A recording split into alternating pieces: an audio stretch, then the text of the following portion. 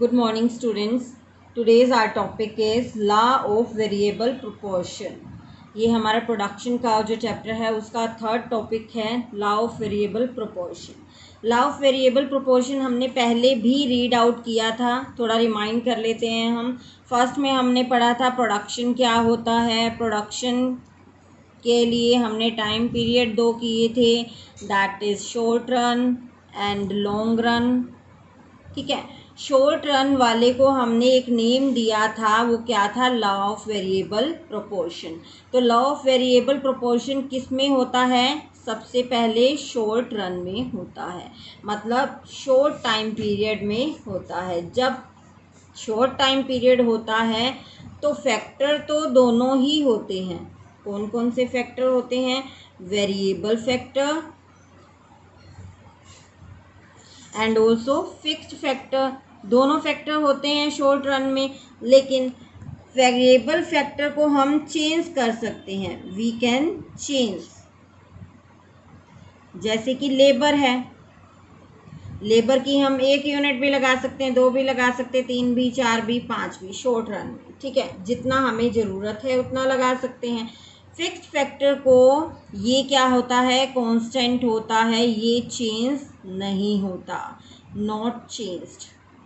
इसको हम चेंज नहीं कर सकते। जैसे कि लैंड है, ठीक है, इसको हम चेंज नहीं कर सकते, किसमें? शॉर्ट रन में। क्लियर? अब लॉ ऑफ वेरिएबल प्रोपोर्शन देखो, शॉर्ट रन में लागू होता है, पहली बात तो ये। Second is variable factor change होते हैं, फिक्स फैक्टर चेंज नहीं होते। अब जो इसका बाकी का है वो हम एक शेड्यूल के अकॉर्डिंग चलेंगे। देखिए, शेड्यूल हम लेते हैं इसका। लैंड हमने ले ली, मान लो फिक्स्ड है।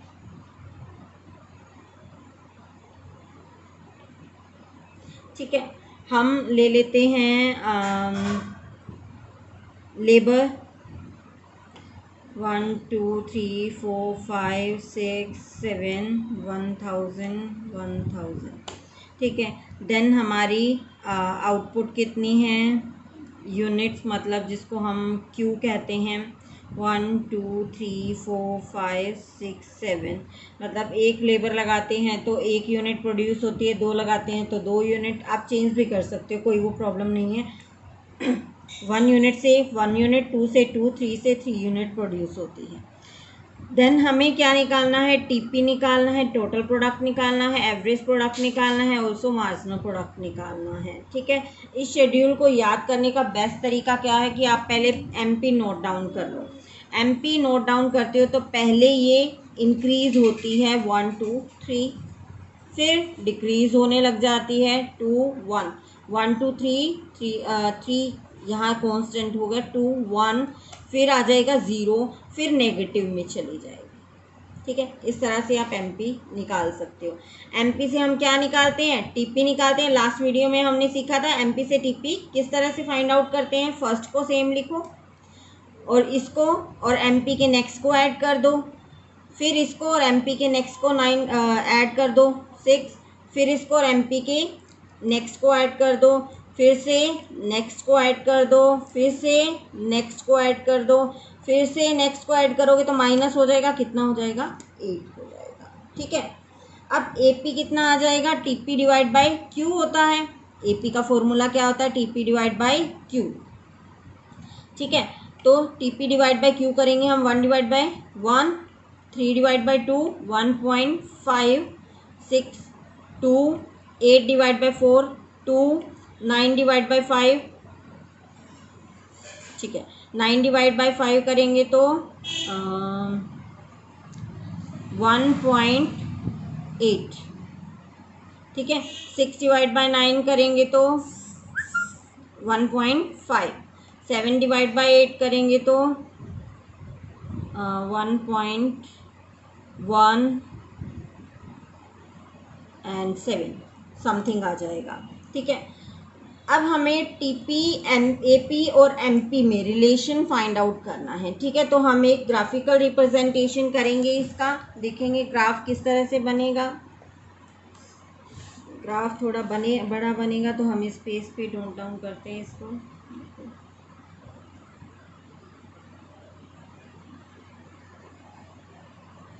इसमें दो ग्राफ बनेंगे। एक पे तो हम दिखाएंगे यहाँ पे आउटपुट, यहाँ पे भी आउटपुट जिसको आप क्यू बोल देते हो।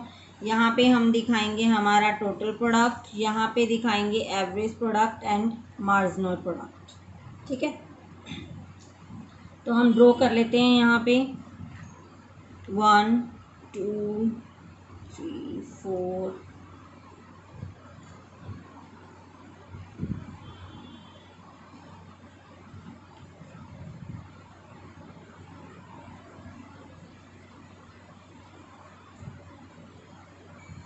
किया।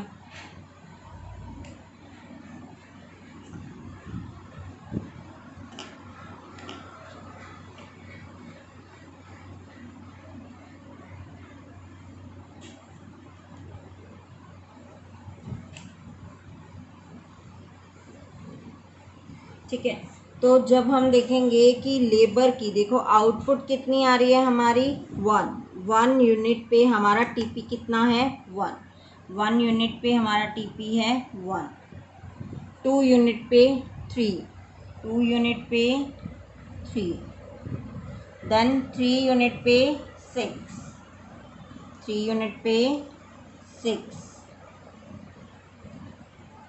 4 यूनिट पे 8, 4 यूनिट पे हमारा है 8, देन 5 पे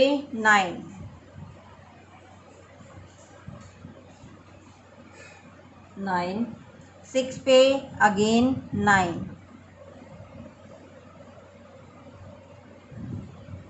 थोड़ा सा नीचे आ गए पॉइंट, 7 पे 8,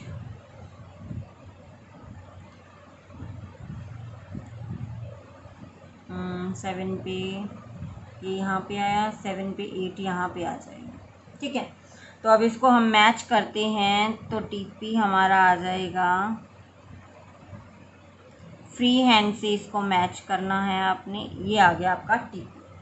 ठीक है, अब हमारा एमपी अगर हम ड्रॉ करते हैं तो 1 आउटपुट पे 1, 2 पे 2, 3 पे 3 3 पे 3, 4 पे 2, 4 पे अगेन कितना हो गया 2, देन 5 पे 1, देन 6 पे इट्स 0 एंड 7 पे हो गया ये नेगेटिव, यहाँ पे हम नेगेटिव भी बना लेंगे दिस वन। ठीक है, ये X axis Y axis X Y. ठीक है, तो हमारा एमपी जब हम मैच करेंगे इसको तो ये हमारा आ जाएगा इस तरह से, नेगेटिव चला जाएगा। ठीक है, देन एपी जो है मैं फ्री हैंड वैसे ही ड्रॉ कर रही हूँ क्योंकि ये मेरा पॉइंट्स में आ रहा है। ठीक है, तो फ्री हैंड इसको ड्रॉ करूँगी मैं। देखो फ्री हैंड हम देखो थोड़ा आइडिया ले लेंगे। आउटपुट हमारी 1 पे हमारा एपी कितना है 1, तो मतलब स्टार्ट तो यहीं से हो रहा है। ठीक है, और यहाँ पे मैच हो रहा है, मैच देखो कहाँ पे हो रहा है, एपी और एमपी 2 सेम हो रहा है कितने पे 4 आउटपुट पे, तो मतलब 4 आउटपुट पे 2 सेम हो रहा है, मतलब यहाँ से क्रॉस होके जाएगा ये। ठीक है, तो यहाँ से ये क्रॉस हो जाएगा और ये जाएगा एमपी इस तरह से, एपी सॉरी ये एपी है आपका, ये एमपी है और ये है आपका टीपी। देखो अब आपको इस तरह से करना है, देखो इसमें 3 स्टेजेस बनती हैं आपकी, यहाँ पे इसका मैक्सिमम पॉइंट है। ठीक है, और यहाँ पे आपका मैक्सिमम पॉइंट है, तो एक स्टेज बनेगी यहाँ से एमपी का जहाँ पे मैक्सिमम पॉइंट है।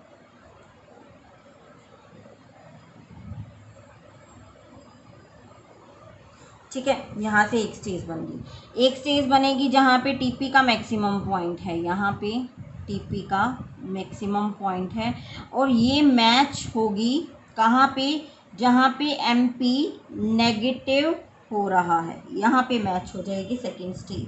ठीक है, यहाँ पे देखो ये फर्स्ट स्टेज हो गई, ये सेकेंड स्टेज है, ये आपकी थर्ड स्टेज। ठीक है, इस तरह से आपकी 3 स्टेजेस बनेंगी। देखो आपकी कैसे बनानी है, या एक तो जहाँ पे एमपी मैक्सिमम हो रहा है वहाँ से स्टेज कवर करोगे, एक जहाँ पर टीपी मैक्सिमम हो रहा है वहाँ पर स्टेज कवर करोगे, और जहाँ पर मैच कहाँ पे होगी, जहाँ पे एमपी नेगेटिव, मतलब ये आपकी जो है स्ट्रेट लाइन जानी चाहिए बिल्कुल, ठीक है। तो इस तरह से आपकी बन गई 3 स्टेजेस। अब इसको समझेंगे कि 3 स्टेजेस हैं क्या। देखो फर्स्ट फेज अब हम करते हैं। फर्स्ट फेज कह सकते हो, फर्स्ट स्टेज कह सकते हो, कुछ भी कह सकते हैं इसको, ठीक है।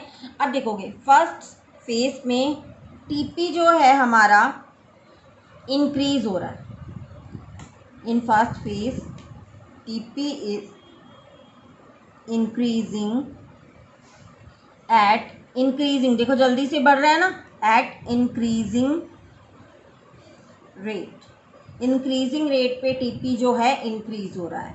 और एमपी क्या कर रहा है, एमपी जो है फर्स्ट स्टेज में, एंड एमपी increases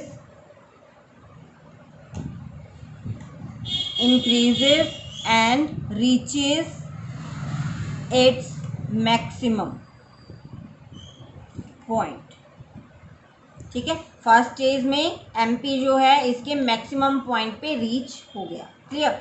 और एपी क्या है, एपी अभी भी क्या है, इंक्रीज हो रहा है, एपी अभी भी इंक्रीज हो रहा है, एपी इज इंक्रीजिंग, ठीक है। फर्स्ट स्टेज में हमारे तीनों कवर हो गए, टीपी इंक्रीज हो रहा है, एमपी भी इंक्रीज हो रहा है और इसके मैक्सिमम पे रीच कर जाता है, और एपी इंक्रीज हो रहा है।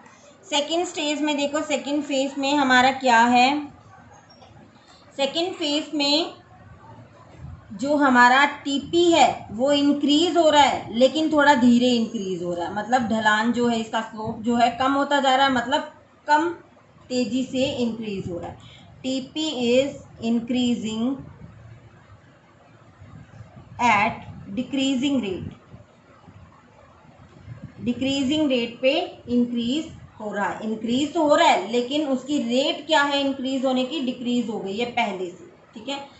अब एमपी क्या हो रहा है, एमपी एमपी क्या है, डिमिनिश होना शुरू हो गया, डिक्रीज होना शुरू हो गया, MP is decreasing. And also AP क्या हो रहा है, एपी जो है एपी जो है इंक्रीज होगा, एपी इंक्रीज होगा till it is less than MP, जितनी देर एमपी से लेस है वहां तक इंक्रीज हो रहा है, ठीक है। जब एमपी से लेस हो जाएगा तब ये डिक्रीज होना शुरू हो जाएगा, ठीक है। अब थर्ड फेज में देखेंगे हम, थर्ड फेज में टीपी जो है डिक्रीज होने लग गया भाई, डिक्रीज हो गया। अब बिल्कुल ही बस सिंपली ऐसे लिख सकते हैं, टीपी इज डिक्रीजिंग, ठीक है। अब एमपी क्या है, एमपी थर्ड स्टेज में क्या हो गया, नेगेटिव हो गया, MP becomes negative, MP negative हो गया, ठीक है। और एपी पे क्या इफेक्ट है, AP is decreasing and AP is decreasing but it can't be zero, लेकिन ये कभी भी ज़ीरो नहीं हो सकता, क्योंकि ना तो टोटल प्रोडक्शन जीरो होता है ना ही एवरेज प्रोडक्शन जीरो होता है। टीपी से ही तो हम एपी फाइंड आउट करते हैं, ठीक है। अगर टोटल प्रोडक्शन ही ज़ीरो हो जाएगा तो हम प्रोडक्शन क्या कर रहे हैं, ठीक है। तो मतलब एपी भी कभी भी ज़ीरो नहीं होता, इसको यहाँ पे ही ऊपर ही रखना है, इसको नीचे नहीं लाना, ना ही एक्स एक्सिस के टच होगा, कांट बी जीरो, ठीक है, एक्स एक्सिस पे टच नहीं होगा, क्लियर।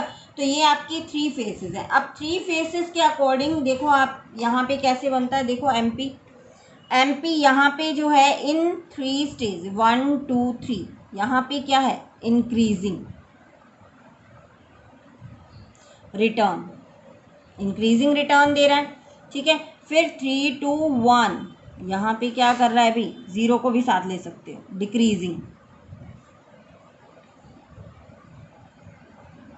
ठीक है, डिक्रीजिंग रिटर्न। फिर यहाँ पे क्या हो रहा है अभी, नेगेटिव, ठीक है। अब इसका एक और एग्जांपल ले लेते हैं हम, देखो एक टुकड़ा है लैंड का, अगर उस पर मैं 1 यूनिट ऑफ लेबर लगा देती हूँ, ठीक है, 1 यूनिट, एक ही वर्कर काम कर रहा है उसके ऊपर। एक वर्कर जब काम कर रहा है तो क्या वो पूरा काम कर पाएगा, सब कुछ कर लेगा लैंड पे? नहीं कर पाएगा, उसको किसी ना किसी की हेल्प की ज़रूरत होगी। मतलब वो जो 1 यूनिट हमने लेबर की लगाई है वो लैंड को फुल्ली यूटिलाइज नहीं कर पाएगी, नॉट फुल्ली यूटिलाइज्ड, ठीक है, नॉट यूटिलाइज्ड, वो उसको यूटिलाइज ही नहीं कर पाएगी। मतलब जितना उस लैंड पे प्रोडक्शन होना चाहिए उतना 1 यूनिट एक वर्कर प्रोड्यूस नहीं कर पाएगा, उससे कम प्रोड्यूस कर पाएगा। फिर सेकेंड यूनिट हम लगाते हैं तो थोड़ा ज़्यादा प्रोडक्शन होगा। देखो यहाँ पे भी आप देख सकते हो, हमने लेबर की 1 यूनिट लगाई तो टीपी हमारा हुआ 1, सेकेंड यूनिट लगाई तो 3 हो गया, ठीक है, थर्ड यूनिट और लगाई तो प्रोडक्शन और बढ़ गया, फोर्थ यूनिट और लगाई तो प्रोडक्शन और बढ़ गया, फिफ्थ यूनिट और लगाई तो प्रोडक्शन और बढ़ गया। अब 6th यूनिट जब हमने लगाई है तो प्रोडक्शन भाई उतना का उतना ही रह गया, ठीक है, 9 से 9 ही रह गया, यहाँ पे प्रोडक्शन इंक्रीज नहीं हुआ। प्रोडक्शन जब इंक्रीज ही नहीं हो रहा तो एक लेबर का खर्चा उठाना कोई ज़रूरी है क्या? हमें नहीं उठाएंगे ना हम खर्चा। जब हमें आउटपुट ही नहीं मिल रही एक्स्ट्रा तो हम एक लेबर एक्स्ट्रा क्यों लगाएं?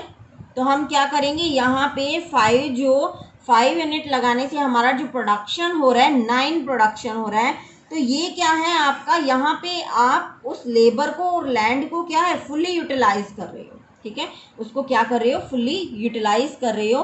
तो ये एक प्रोडक्शन डिपार्टमेंट का क्या होता है, एक ऑप्टिमम पॉइंट होता है। तो यहाँ पे हम लिख सकते हैं ये कौन सा पॉइंट है, ऑप्टिमम पॉइंट है, ठीक है। मतलब यहाँ पे हमारे रिसोर्सेज का बेस्ट यूटिलाइजेशन हो रहा है जहाँ पर टीपी हमारा मैक्सिमम हो रहा है, ठीक है।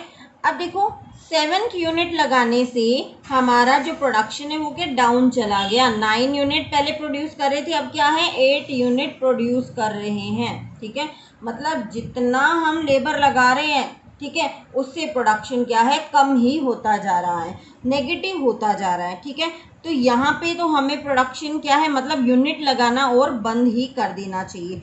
मतलब जिस तरह से हम ये क्या कहता है कि जैसे जैसे आप एक फिक्स्ड फैक्टर पे मतलब लैंड पे जैसे जैसे आप वेरिएबल फैक्टर की यूनिट्स को इंक्रीज करते जाते हो वैसे ही आपकी आउटपुट क्या है कुछ एक हद तक, कुछ एक टाइम तक आपकी जो आउटपुट इंक्रीज होती है, फिर थोड़े टाइम बाद कांस्टेंट हो जाती है जब फुली यूटिलाइज होता है। लेकिन जब एक्सेस यूनिट्स अप्लाई की जाती हैं, जब उनका काम ही नहीं है 9 लेबर का, 7 लेबर का काम ही नहीं है, तो वो क्या है प्रोडक्शन कम करने लग जाती है, आउटपुट क्या है कम होने लग जाती है। इसीलिए इसका नेम क्या है, लॉ ऑफ वेरिएबल प्रोपोर्शन, या फिर हम इसको कहते हैं law of diminishing proportion, diminishing production, ठीक है। इसकी ये नेम थे, हमने रीड आउट किए थे, तो इसीलिए इसको क्या कहा जाता है, law of diminishing production, okay.